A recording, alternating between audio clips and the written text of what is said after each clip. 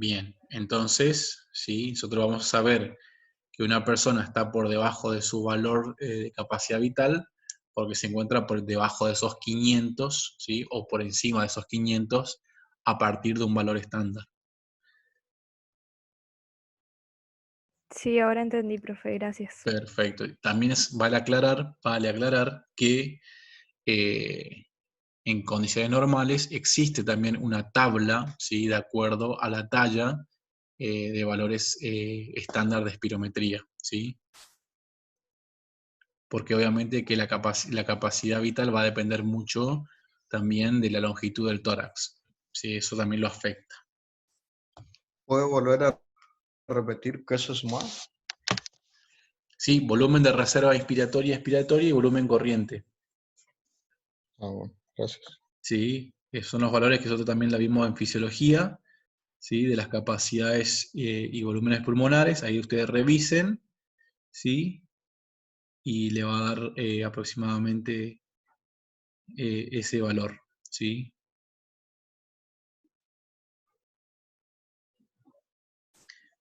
Justamente tomamos esos valores porque es la cantidad de aire que nosotros podemos hacer ingresar y sacar durante la ventilación.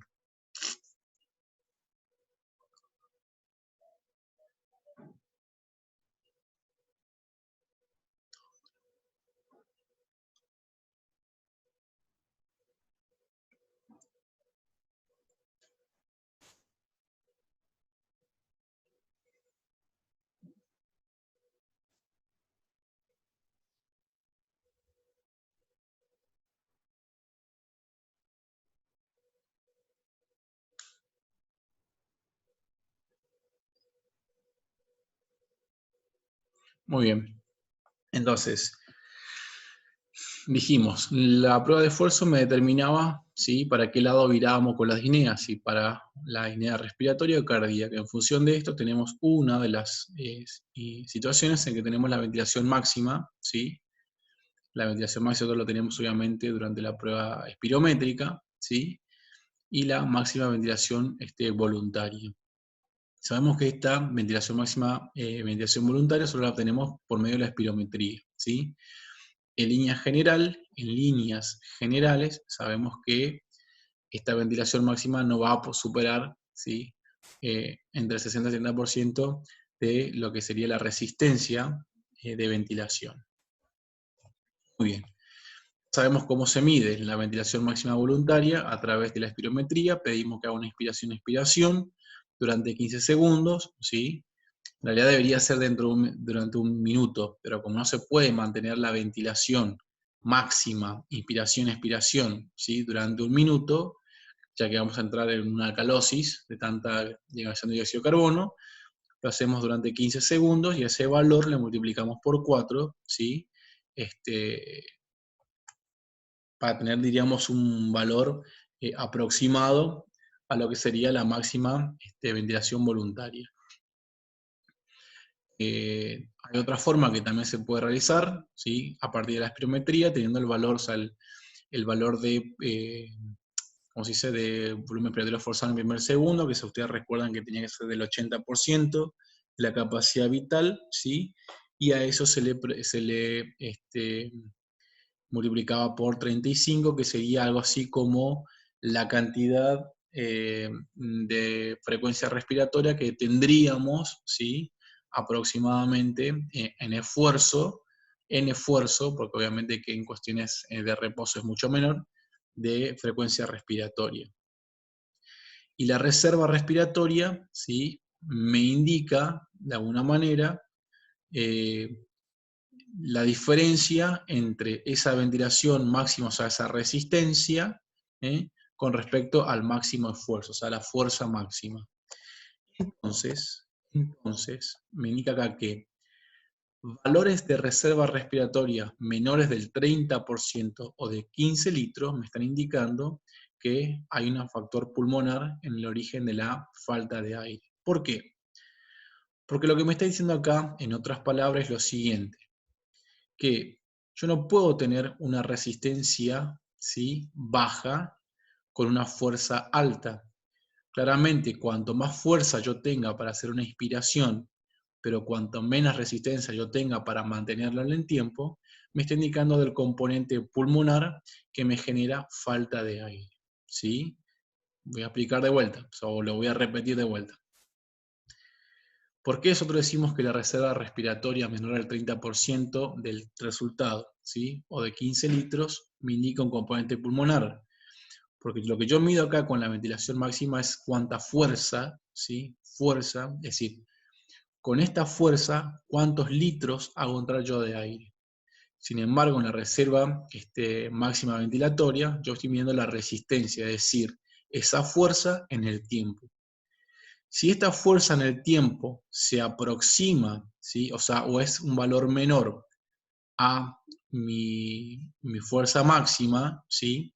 Es decir, la fuerza máxima para que yo pueda hacer entrar un determinado volumen, yo al restarle, ¿sí?, la fuerza máxima a mi resistencia, me está indicando de que tengo fuerza para hacer una ventilación, pero no tengo fuerza para mantener esa ventilación en el tiempo, ¿sí?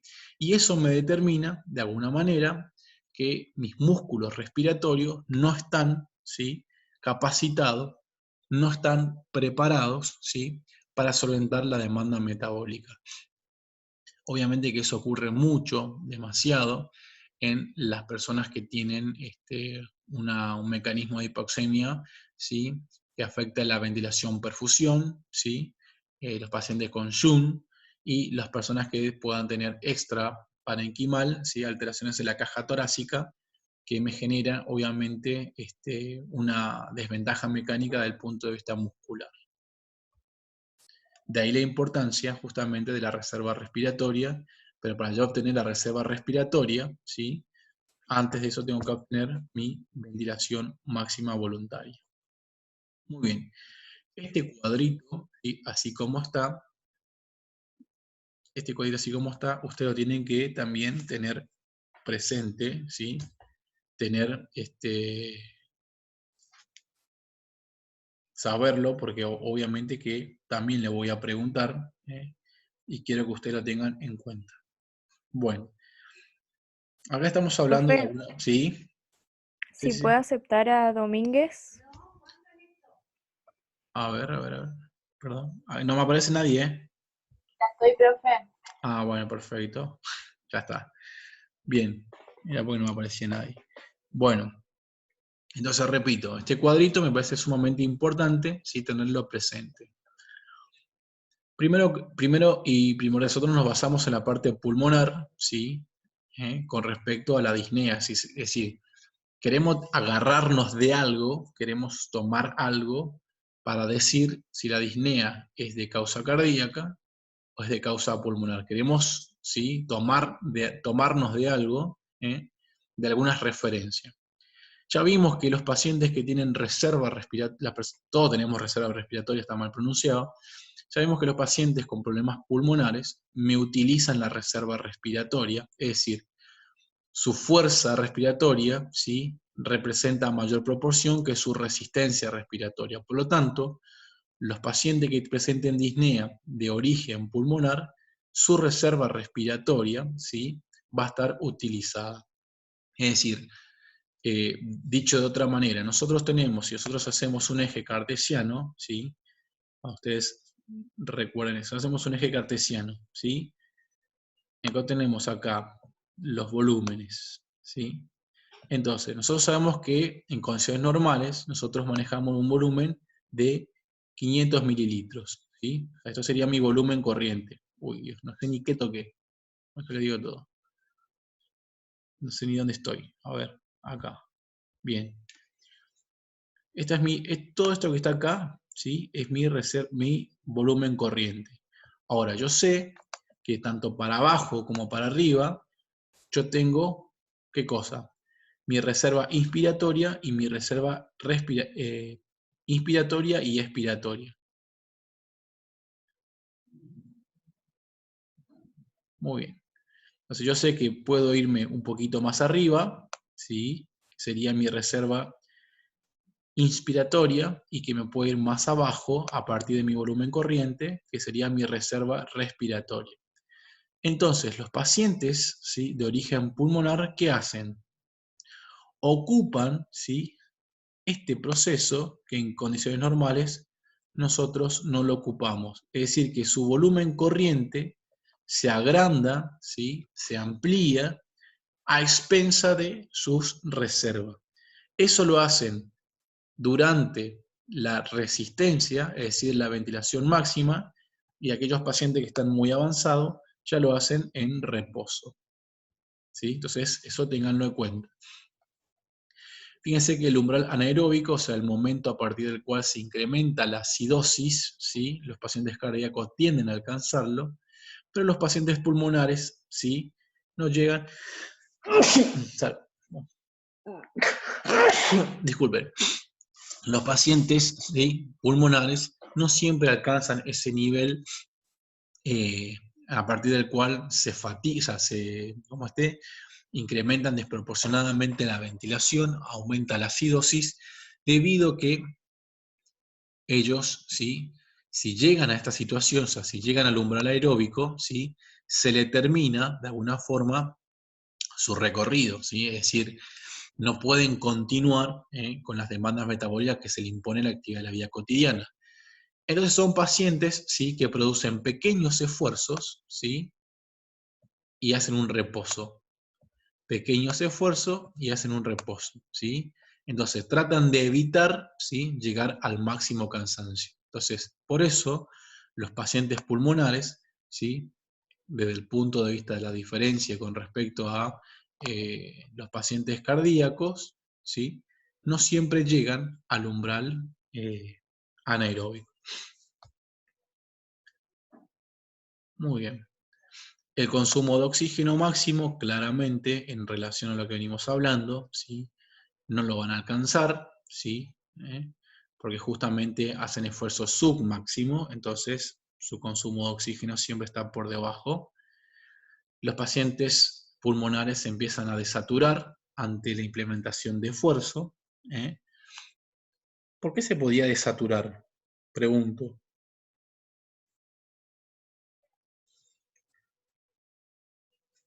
¿Cuándo desaturábamos nosotros? No me digan el valor, sino me pregunto cuándo desaturábamos nosotros.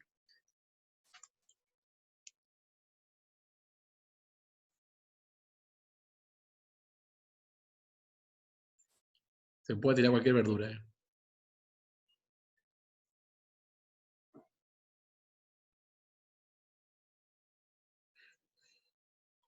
Cuando no se realiza un correcto intercambio de gases. Por ejemplo, Cuando aumenta el dióxido de carbono. eso ya sería una hipercapnia. Yo pregunto, ¿cuándo nosotros desaturamos? Puede ser en un infarto o un miocardio, profe. No.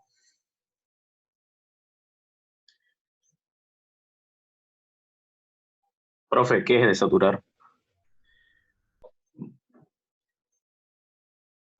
¿Qué desaturar? Yo voy a estar en un paro cardíaco en cualquier momento. No. Chicos, por favor, tienen una semana, me imagino que tienen que estar leyendo ya esta situación.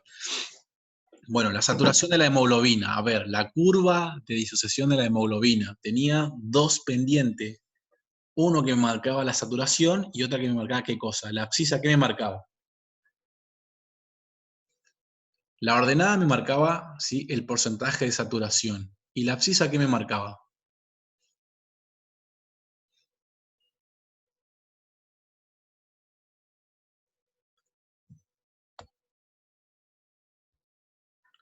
La presión parcial de oxígeno. Perfecto, perfecto. No sé.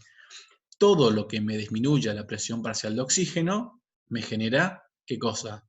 Desaturación. La pregunta es, ¿por qué? Porque si disminuye la presión parcial de oxígeno a nivel alveolar, hay menor, ¿qué cosa? Difusión de oxígeno del alveolo hacia el capilar. Si hay menor difusión de oxígeno desde el alveolo al capilar, hay menor afinidad de la hemoglobina por el oxígeno. Por eso, ¿sí?, los mecanismos de hipoxemia, ¿sí?, se manifiestan durante el esfuerzo, generándome, ¿qué cosa? Desaturación. ¿Está? Chicos, eso sí o sí lo tienen que saber. Sí o sí lo tienen que saber. Por favor, Puede, ajusten puede ser ahí. producida, perdón, profe, por Sí. una respiración superficial, entonces. No, no, no. Siempre, escuchen, o sea, ustedes piénsenlo así. Piénsenlo así. Porque si no, ustedes de alguna manera lo que hacen es tirar síntomas, ¿sí? Y en realidad lo que acá se explica es lo siguiente: la desaturación es, o sea, nosotros cómo vemos que el paciente desatura, porque tenemos un saturómetro. Perfecto, muy bien. El saturómetro me indica que el paciente está con, vamos a poner, 88% de saturación de hemoglobina. ¿Está? Entonces yo digo, ¿este paciente está desaturando? Pregunto. Ustedes me dicen, sí, profe. Y yo le digo, no, hay que ver otra cosa. ¿Qué es lo que yo tengo que mirar para que un paciente, para confirmar que un paciente desature? ¿Qué tengo que mirar yo? ¿Qué valor tengo que mirar? ¿De qué variable? No piensen en ningún signo ni ningún síntoma, piensen en una variable fisiológica. ¿Qué tenemos que mirar? Díganlo, no importa. Ahora yo por ahí obviamente que me espanto un poco, pero ustedes díganlo con confianza porque justamente acá estamos para solventar esas dudas. La PO2. La PO2, ¿sí? La presión parcial de oxígeno. ¿Cuánto es el valor de la presión parcial de oxígeno? Pregunto. Normal. De sangre arterial. ¿Cuánto es?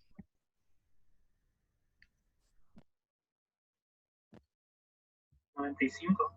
95 a 100, ¿sí? Entonces, ¿yo qué hago?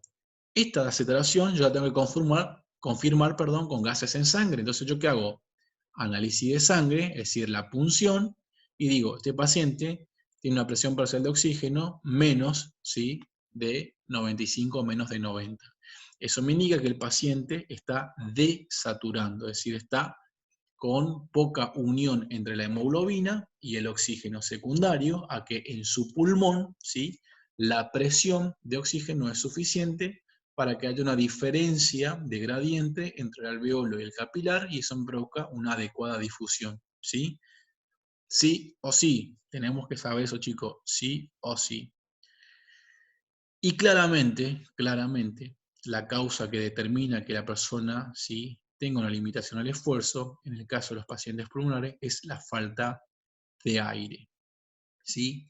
Pero la falta de aire, sí, se explica con los mecanismos anteriores, ¿tá?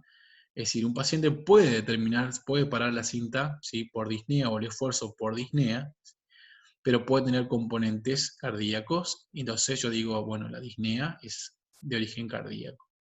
Sin embargo, cuando presenta las características de reserva expiratoria, plan anaeróbico y consumo de oxígeno y de saturación, ¿sí? Los pacientes pulmonares, ¿sí?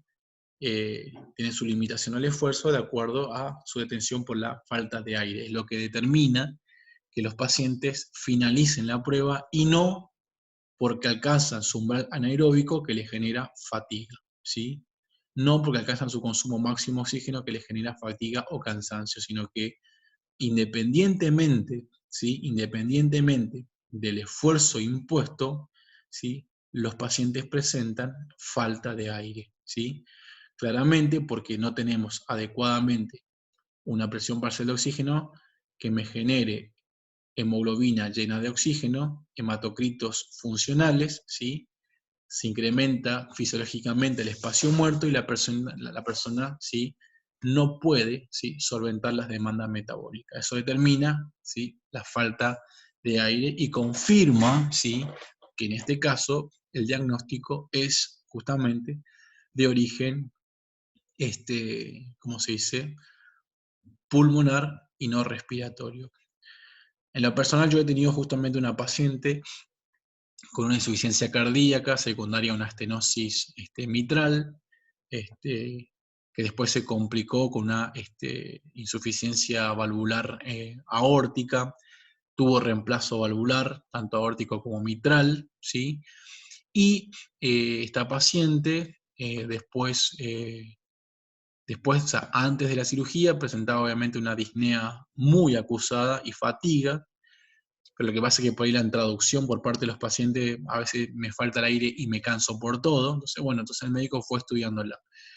Cuando se operó, la persona evolucionó favorablemente, pero manifestaba falta de aire, no me falta el aire, que me falta el aire, que me falta el aire, que no puedo hacer actividad física, que me falta el aire, que me falta el aire. Bueno, la persona era una paciente asmática, ¿sí? Aparte de todo el componente cardiovascular, pero el asma por sí solo no explicaba, ¿sí?, su falta de aire, ¿sí? Entonces, obviamente, si le hizo una prueba de esfuerzo, claramente, ¿sí?, se vio que no ocupaba su reserva respiratoria, se vio que alcanzaba su umbral anaeróbico, ¿sí? Si bien hizo un consumo de oxígeno máximo, submáximo, perdón, ¿sí? Si en, este momento, en esa variable no llegó a su consumo de oxígeno máximo, porque obviamente priorizaron más sus cirugías de reemplazo valvular, ¿sí? No generaba desaturación, entonces asumieron que esta disnea, ¿sí?, era de causa cardíaca y no de causa respiratoria, ¿sí? Son para que ustedes de alguna forma también lo vayan comprendiendo, asimilando. También recuerden, porque hay que tomar posición en esto, es que ustedes están formándose, conociéndose estas nuevas variables, estos nuevos valores, esta nueva elementos de trabajo, ¿sí? Entonces, detrás de las pruebas de esfuerzo, ¿sí?, hay también una ciencia, detrás de los mecanismos de hipoxemia hay una ciencia, es decir, hay mucho más para saber, muchísimas cosas más para saber, pero tenemos que empezar por lo básico, por lo, diríamos, primordial. Y hoy lo primordial es que ustedes comprendan que sabiendo fisiología, el resto va a caer solo, ¿sí?, y van a ir profundizando otros elementos. Por ahora, damos parámetros duros. Yo les subí a unos artículos relacionados con espirometría, con pruebas de esfuerzo y todo demás en el aula virtual, para que sepan que acá damos lo general, lo medular.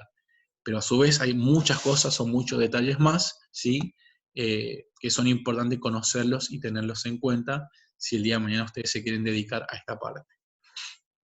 Bueno, como dijimos anteriormente, esto es una medición obviamente de esfuerzo, en este caso sería en una cinta. Fíjense que tenemos acá todo lo que sería la medición, sobre todo de los analizadores de gases en sangre, ¿sí? Es una medida indirecta, ¿sí?, claramente. En algunos se hace mediante punción, se mide la oxigenación, ¿sí?, la presión arterial, todos los parámetros de una variable, de una prueba ergométrica convencional, solamente que se le agrega, ¿sí?, justamente los gases, el consumo de oxígeno, perdón, el análisis de gases, ¿sí?, que obviamente se lo hace con un monitor aparte del convencional, es decir, se le suman unos nuevos valores, ¿sí?, que me van a expresar las curvas, tanto de los gases de forma indirecta, como, ¿sí?, de los volúmenes que maneja el paciente durante el esfuerzo de ejercicio. Vimos que el umbral podía ser de forma invasiva, mediante obviamente la punción, y de manera no invasiva, obviamente mediante las mascarillas. Eso lo vemos. Bueno, y como le dije anteriormente, existen fórmulas, ¿sí?, fórmulas en donde nosotros podemos calcular un consumo de oxígeno esperado, ¿sí?, teniendo en cuenta, por ejemplo, el sexo, ¿sí?, y la edad de los pacientes.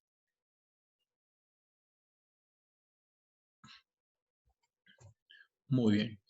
Y también se puede categorizar a los pacientes de acuerdo a su consumo de oxígeno, de acuerdo al sexo, ¿sí?, y de acuerdo a la edad, de los valores esperados con respecto a la capacidad física. Estos son valores, ¿sí?, a tener en cuenta.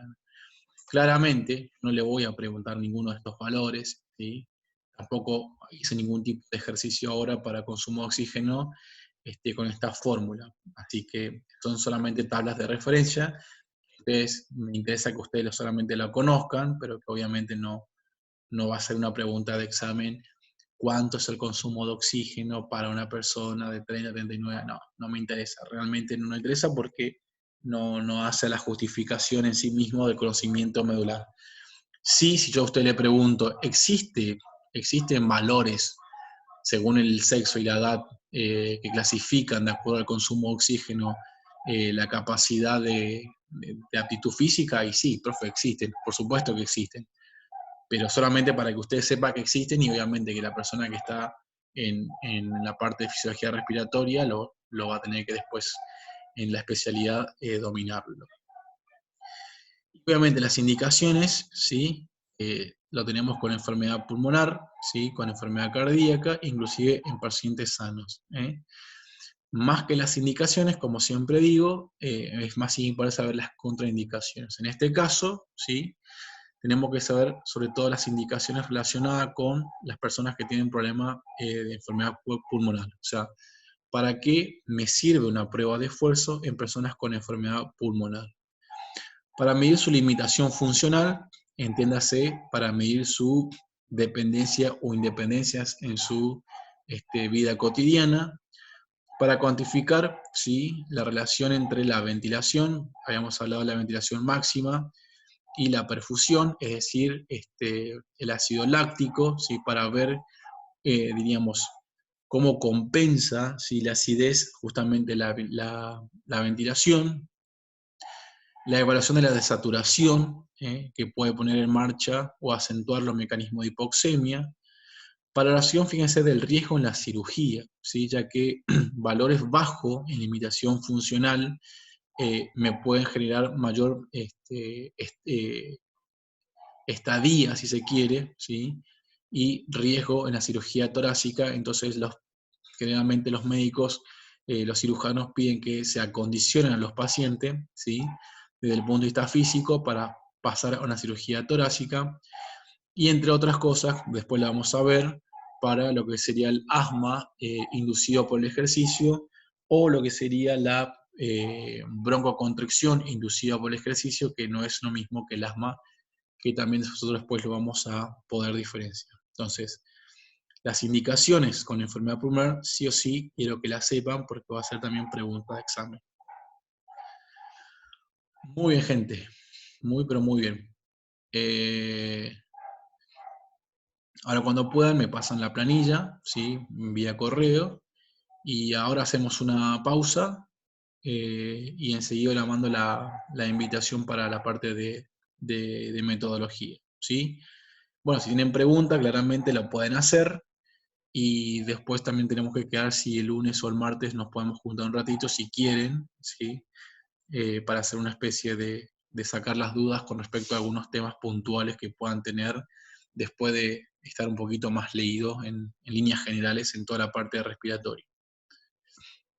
Profe, el Sí. lunes nosotros creo que a las 2 de la tarde, si mal no recuerdo, tenemos un repaso de neuro también, porque el miércoles rendíamos era de neuro. Ajá, bueno, Así que si haríamos lunes sería la mañana o más. o si ustedes quieren el miércoles, no sé, el miércoles a qué rinde usted, A las 2 de la tarde. a las 2 de la tarde, bueno, en todo el caso el miércoles podemos arreglar de última un horario más tarde, ¿sí? Que si yo no sé, por dar un ejemplo, como son para dudas más puntuales más que para clases, ¿sí? Podemos hacer quizás a la tarde o lo que sea, ¿sí? Vemos. Y si el examen, todavía no sé a qué hora es el examen el jueves, porque no lo hablé con Alfredo, pero si el examen fuera a la tarde, vamos a suponer, bueno, de última nos juntaremos el jueves a la mañana, ¿sí?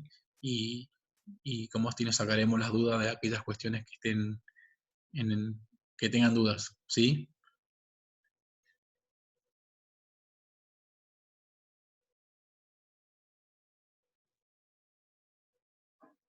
Bueno, muy bien. Perfecto, entonces, hacemos una pausa y ahora le envío la invitación para metodología, ¿sí? Dale, profe. Dale, Bueno, abrazo. profe.